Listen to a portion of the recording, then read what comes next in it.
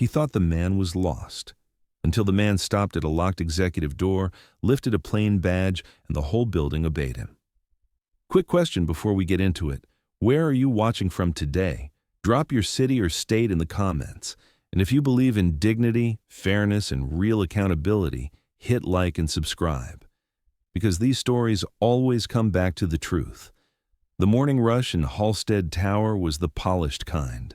Soft lighting, quiet music that sounded expensive, shoes that never squeaked because even the floors had pride. People moved with purpose, but it was the kind of purpose you can buy. Suits, lanyards, coffee cups with the right logo. And then there was him. An older black man, late 50s, salt and pepper hair cropped close, a calm face that looked like it had seen storms and decided not to become one. He wore a dark work jacket, clean but plain, not flashy, not trying. He carried a slim leather folio under one arm and a small ring of keys in his hand. His name was Cecil Davenport. He did not look lost. He looked like somebody who knew where every door led, even the ones nobody talked about. At the front desk, the receptionist, a young woman with kind eyes named Tessa, lifted her head and smiled the way people smile when they feel safe for half a second. "Morning, Mr. Davenport," Cecil nodded. "Morning, Tessa. You doing all right?" Tessa hesitated. Her smile stayed, but her eyes flicked to the far side of the lobby where security stood, then to the glass wall where the executives would come through like they owned the air. "I'm okay," she said, and the words sounded practiced. Cecil did not push. He gave her a gentle look that said, "I heard the part you did not say." He stepped towards the service lifts. A young security guard stepped into his path. New haircut, crisp uniform, the energy of somebody who wants to do his job perfectly because nobody has told him yet that perfection does not protect you. "Sir," the guard said, "that lift is staff only." Cecil's eyebrows lifted slightly, almost amused. "I am staff." The guard looked at the jacket, the keys, the folio. He did not look at Cecil's eyes. "I need to see your access badge." Cecil reached into his pocket and produced a simple card. Plain, no fancy branding, his photo, his name, a thin gold strip along the bottom. The guard scanned it. The scanner beeped. Then it beeped again, a different tone, like a warning. A small light on the scanner flashed a color the guard had never seen on that device before. His posture changed. His shoulders dropped. His throat bobbed. "Oh, I'm sorry, Mr. Davenport. I didn't know." Cecil slid the badge back into his pocket. "It's all right," he said. "You're doing your job. Just remember, your job is to protect people, not embarrass them." The guard swallowed and stepped aside. Tessa watched that exchange like it was a magic trick. She had been here long enough to know the building had rules for everybody and exceptions for a few. That badge was not a regular exception. Cecil walked into the service lift, pressed a button without looking, and the doors closed. Across the lobby, through the glass entrance, a small wave of expensive noise arrived. Bradley Klein, the billionaire CEO. He walked in with 3 men in tailored suits and 1 woman who laughed at things he did not even say. He had that polished face that looked friendly on magazine covers and cold in private rooms. He was 50, maybe a little older, the kind of man who stayed young by paying other people to age for him. He wore a navy suit that sat perfectly on his shoulders, a watch that could buy a car, a pin on his lapel like a badge of honor. He smiled without warmth as he crossed the lobby, and everybody's body language shifted around him. People moved out of his way. People stood straighter. People became smaller. Bradley's eyes scanned the lobby the way a landlord scans a building. Then he saw Cecil's back disappearing into the service lift. A plain jacket, keys, an older black man heading towards restricted access. Bradley slowed. His smile stayed, but his eyes narrowed. He leaned slightly toward the head of security, a broad man named Vaughn. "Who was that?" Bradley asked, as if he was asking who left a box in his hallway. Vaughn kept his voice careful. "Not sure, sir." Bradley's lips twitched. "He's on the wrong floor." Vaughn hesitated. "He used the service lift." Bradley's eyes stayed fixed on the closed doors. Exactly, he said. He's lost. And right there, in that moment, Bradley did something he did not do. He let curiosity win. He followed. He didn't run. He didn't march. He simply turned as if he had a meeting and walked towards the private executive lift with Vaughn and the others trailing behind him. As the lift rose, Bradley's mind wrote a story fast: a contractor wandering, a maintenance worker snooping, a disgruntled employee looking for leverage. Bradley had spent his life assuming the worst in people because it made him feel safer about the worst in himself. The lift chimed softly. The doors opened to the executive level, where the air smelled like fresh flowers and money. Bradley stepped out, then slowed, letting the others move ahead. He did not want to be seen following.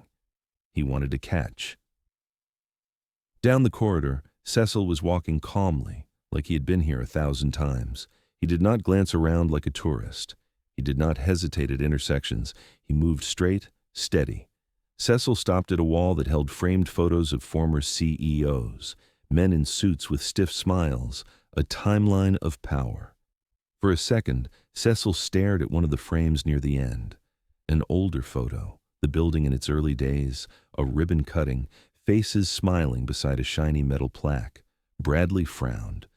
Why would a staff man be looking at that? Cecil's fingers lifted gently, not touching the glass, just hovering near the corner, like a memory he refused to drag into the present. Then he continued walking. Bradley kept his distance, staying half behind a marble pillar when Cecil paused, then moving again when Cecil moved. It felt ridiculous. A billionaire CEO hiding like a teenager. But there was something about Cecil's calm that irritated Bradley. Calm made Bradley feel like he had less control. Cecil reached a corridor with a subtle sign that did not look important. No big branding, no bright arrows, the kind of corridor that did not exist to most people. Cecil swiped his badge. The panel flashed green. The door clicked open. And then something else happened. A suited security officer inside the corridor stepped forward immediately, not to stop Cecil, but to welcome him. "Mr. Davenport," the officer said with respect. "Good morning." Bradley froze behind his pillar. His throat tightened. That tone was not for janitors. That tone was not for lost men. Cecil nodded. "Morning." The officer held the door wide. Cecil stepped through. Bradley stayed where he was, eyes wide, trying to process what he had just seen. Vaughn moved closer, low voice. "Sir," Vaughn said, "we should go. You've got the 9 o'clock." Bradley didn't even look at him. "Who is he?" Vaughn's jaw tightened like he was choosing each word. "I can find out." Bradley's eyes stayed fixed on the corridor door, now closed. "No," Bradley said, "I'm finding out." He walked forward, faster now, a little less subtle. His shoes clicked louder against the marble. He reached the access panel. He swiped his own badge, red light, denied. Bradley blinked, then swiped again like the panel would apologize. Red again, denied again. His cheeks flushed. Vaughn took a half step forward, voice careful. "That corridor's restricted, even for us." Bradley turned sharply. "Restricted for me?" Vaughn did not answer. That silence was an answer. Bradley's pride lifted like a blade. He did not like doors that did not open for him. He did not like spaces he could not enter. He did not like the idea that somebody in a plain work jacket had access to something he didn't. Bradley leaned closer to the panel, as if it might whisper its secrets to him. It didn't. Behind him, a pair of executives passed, talking softly about quarterly projections. They looked at Bradley and kept walking, pretending not to notice. Bradley stepped back, straightened his suit, and forced his face into a smile that did not match his eyes. "Vaughn," he said quietly, "I want to know exactly who that is. Now." Vaughn nodded. "Yes, sir." But Vaughn's face looked troubled, because Vaughn knew something Bradley didn't. Some doors in that building were not controlled by the CEO. Some doors belonged to the people who watched the CEO. Bradley took the long way around, moving through a side corridor that looped towards the back offices. He was not giving up. If he could not get through the front door, he would find another. As he walked, he passed conference rooms with glass walls where people sat in quiet meetings, laptop screens glowing. He passed offices with doors that had no names, only numbers. He passed a break room where a cleaner wiped down a counter, a woman with tired eyes and a headset in one ear. She looked up at Bradley, startled, then looked down again fast, like she was trained to disappear. Bradley didn't see her. He saw the building as his. He turned a corner and nearly collided with a woman in a charcoal suit holding a tablet. She stepped aside instantly. "Mr. Klein, sorry." Bradley barely nodded. "Who's in the restricted corridor today?" The woman's face tightened. She looked like she wanted to lie, but lying to Bradley usually came with a cost later. "I'm not authorized to discuss that, sir." Bradley stared at her. "Not authorized," she nodded. "Yes." Bradley leaned closer, voice low. "You work for me." The woman held his gaze, and for a second there was pity in it, which made Bradley's skin crawl. "I work for the company," she said carefully, "and right now, the company has other instructions." Bradley's mouth opened, then shut. He stood there, feeling a strange sensation. Power, slipping. He forced a smile. "Fine. Get back to work." He walked away, but the corridor felt narrower now. The walls felt closer. He kept moving, turning, scanning. He caught a glimpse of Cecil again through a glass wall. Cecil was inside a room that looked like a library, and a vault had a child. Shelves of folders, locked cabinets, a table with neatly arranged documents. Cecil was not alone. Across from him sat an older woman with silver hair, wearing a cream blazer. Her posture was straight, and her face was calm in a way that suggested she did not need anybody's approval. Bradley recognized her instantly. Eleanor Price, chair of the board. Bradley stopped. His breath hitched. Why would Eleanor be meeting a staff man in a secure archive room? Cecil spoke, calm and low. Eleanor listened. Then Eleanor said something, and Cecil nodded. Bradley moved closer to the glass wall, trying to hear. But the room was sealed, soundproof. Bradley's own heartbeat filled his ears. Vaughn appeared at Bradley's side again, looking more tense. "Sir," Vaughn said, "you need to come with me." Bradley didn't look at him. Why is Eleanor meeting him? Vaughn's eyes flicked left and right. Because she asked for him. Bradley turned. "Who is he?" Vaughn swallowed. "I can't discuss it in the corridor." Bradley's voice rose a fraction. "You can't." Vaughn held his gaze. "Not here." Bradley's face tightened. You know that moment when somebody realizes the room has shifted and they are not the one controlling the temperature anymore. Bradley felt that moment crawl under his skin. He stepped away from the glass. He walked forward, straight towards the archive room door. Vaughn grabbed his arm gently, not rough, but firm. "Sir," Vaughn said, "stop." Bradley yanked his arm back. "Don't touch me." Vaughn's voice stayed calm. "I'm trying to protect you." Bradley scoffed. "From who?" "Him." Vaughn didn't answer. That silence was the loudest thing in the building. Bradley reached the door. He tried the handle. Locked. He knocked sharp. Inside, nobody reacted. Bradley knocked again, louder. A moment later, the door opened. Not fully. Just enough to reveal a man in a suit, older, with a calm face and an earpiece. He looked Bradley up and down, like Bradley was a person who had wandered into the wrong place.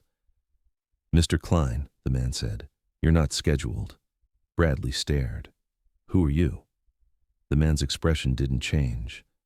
"You can call me Mr. Santos," Bradley bristled. "This is my building." Mr. Santos smiled slightly. It wasn't friendly. "It's a building owned by shareholders," he said, "and today it's under board oversight." Bradley tried to step forward.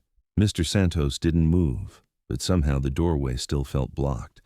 Bradley looked past him and saw Eleanor inside, seated at the table.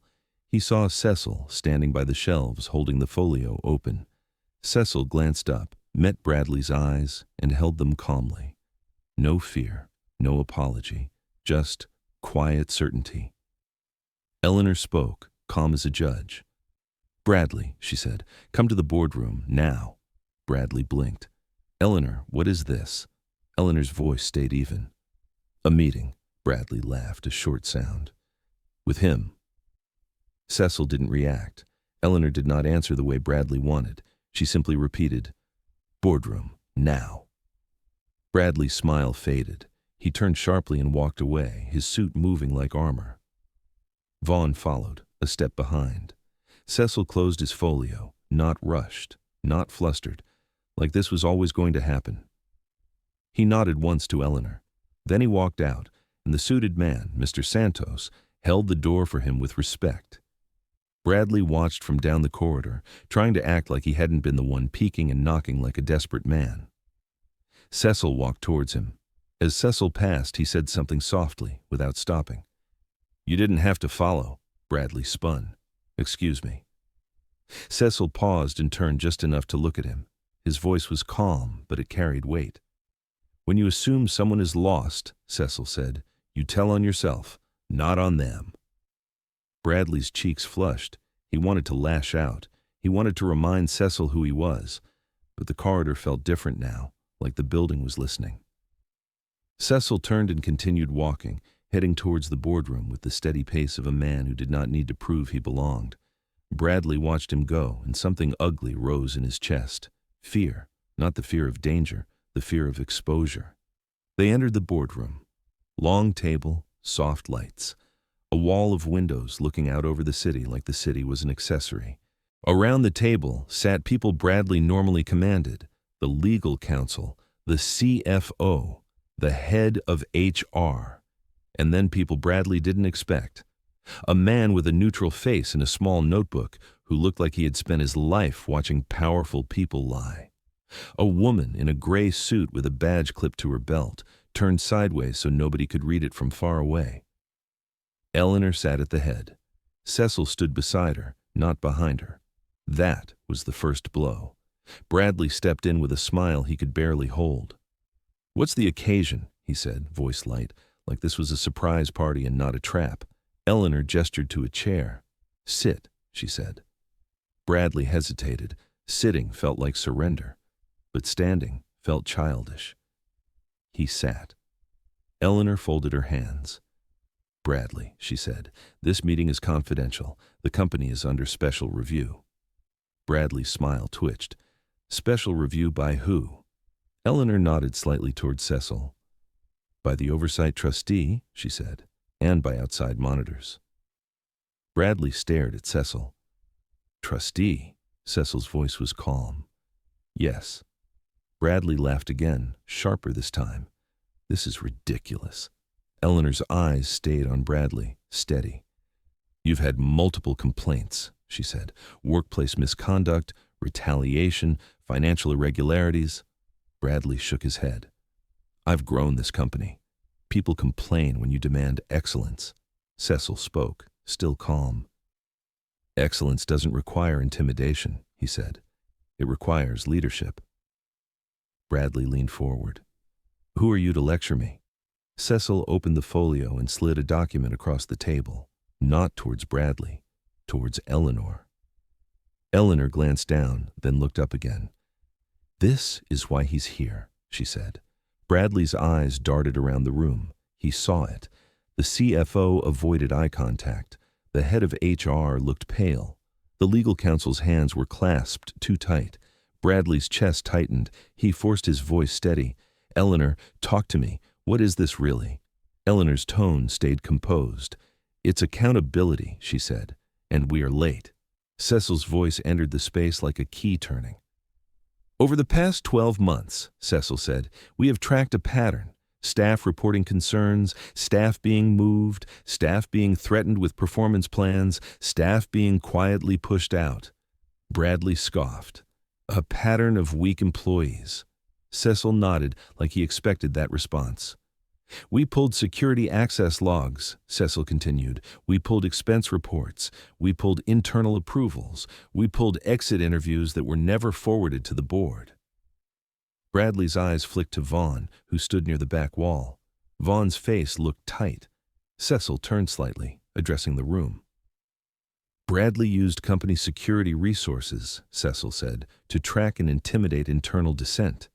Bradley snapped. That's a lie. Cecil didn't raise his voice. We have footage, he said. We have authorization trails. We have the emails instructing it. Bradley's breath caught. He leaned forward, pointing at Cecil. You're a nobody, Bradley said. You walk in here in a work jacket and you think you can accuse me. Cecil's eyes held Bradley's. Then Cecil said something that landed like a quiet punch. You followed me today, he said. Bradley blinked. What? Cecil stayed calm. You saw a black man in a plain jacket, Cecil said, and you assumed he was lost. You did not ask who I was. You did not ask why I was there. You followed me through corridors like I was a threat. Bradley's mouth opened, then shut. Cecil looked around the room. And the moment you found a door you couldn't open, Cecil said, you got angry, because you're used to the building saying yes.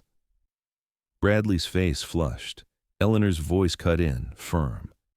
Bradley, she said, answer the question. Why did you follow him?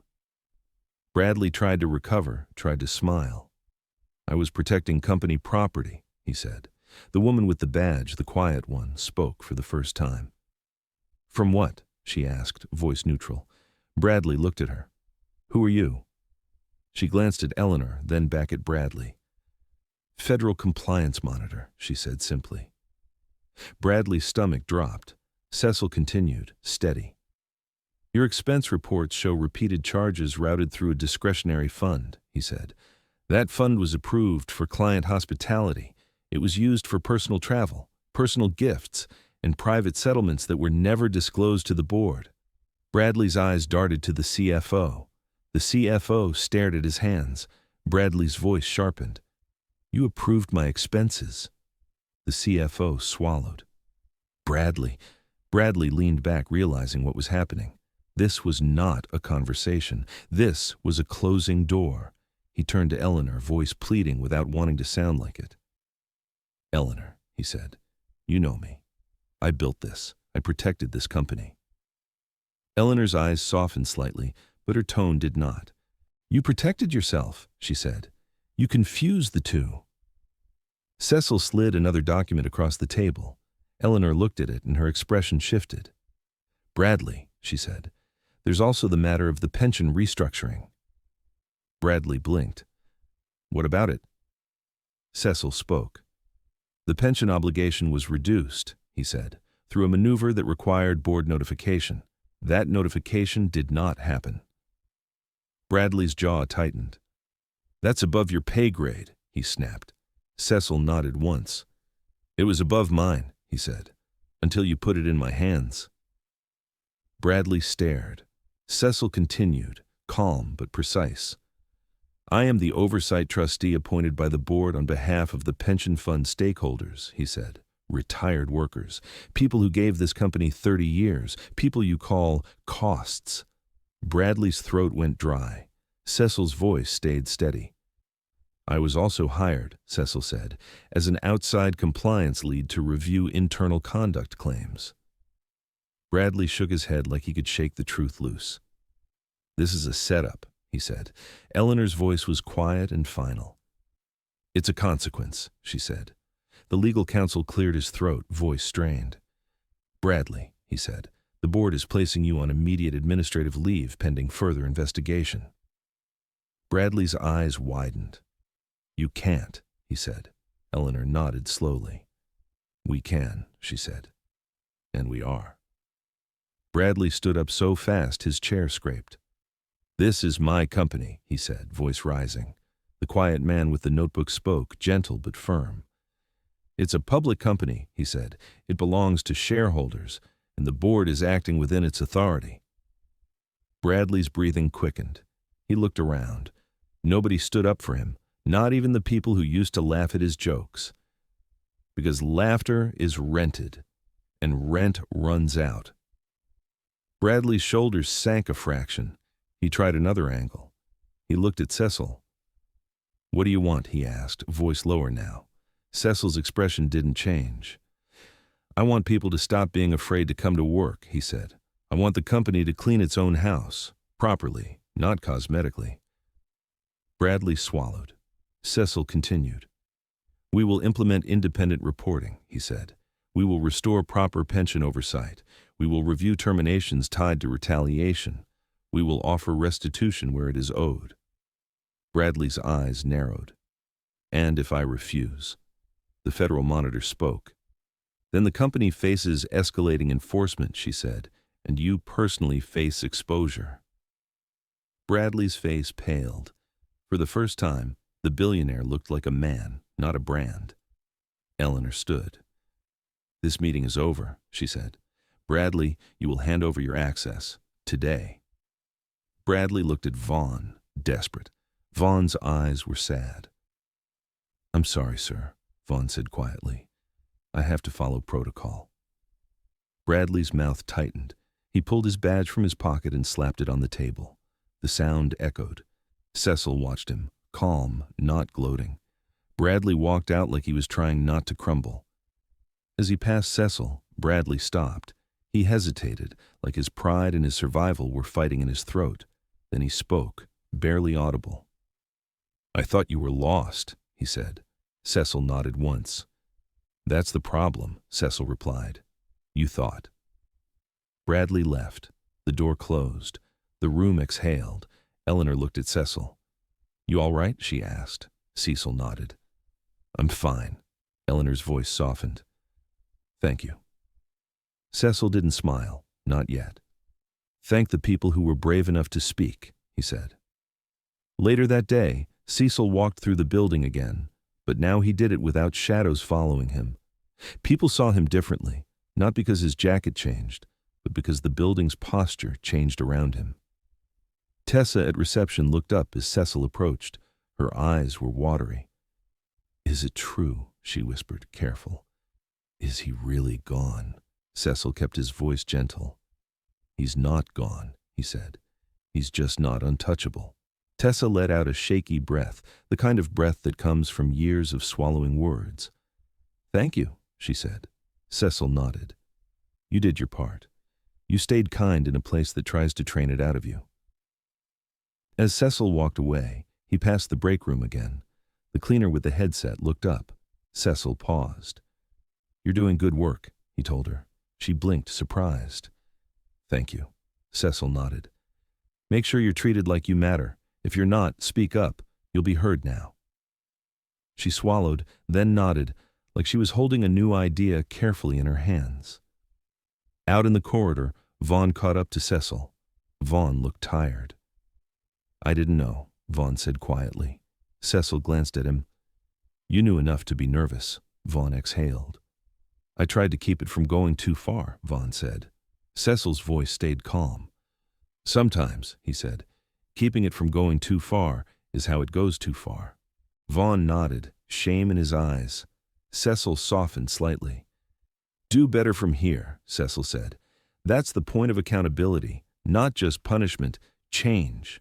Vaughn swallowed. Yes, sir. That evening, as the city lights came on outside the tower, Cecil stood by the window in a small office that wasn't fancy. It didn't have a view meant to impress anyone. It had a view meant to remind you of reality. Eleanor entered quietly. We have a plan, she said. It's going to be messy. Cecil nodded. Truth usually is. Eleanor hesitated. He'll fight it. Cecil's eyes stayed on the city. Let him, he said. A fight doesn't scare me. Silence does. Eleanor placed a small stack of files on the desk. These are the complaints, she said. Some are old. Some never made it to the board. Cecil opened the top file. No names visible to us. Just pages, dates, patterns. Cecil closed it gently. We'll handle this properly, he said. Quietly, carefully, with respect. Eleanor's eyes softened. You've done this before. Cecil gave a small, tired smile. I've been on both sides of doors, he said. That teaches you things. Eleanor nodded. We owe people better. Cecil turned from the window and looked at her. Yes, he said. You do. A moment later, Cecil's phone buzzed. He glanced down. A voicemail notification. Unknown number. He listened. A man's voice, low and urgent. Mr. Davenport, it's about the Roosevelt site, the old file. Case number 07-19. They buried something, not just money. Call me back before they erase it again. The voicemail ended. Cecil stared at the screen. Eleanor watched his face. "What is it?" she asked. Cecil didn't answer right away. He slipped the phone into his pocket. He looked back out at the city. "Tomorrow's work," he said quietly. Eleanor frowned. "Are we not done?"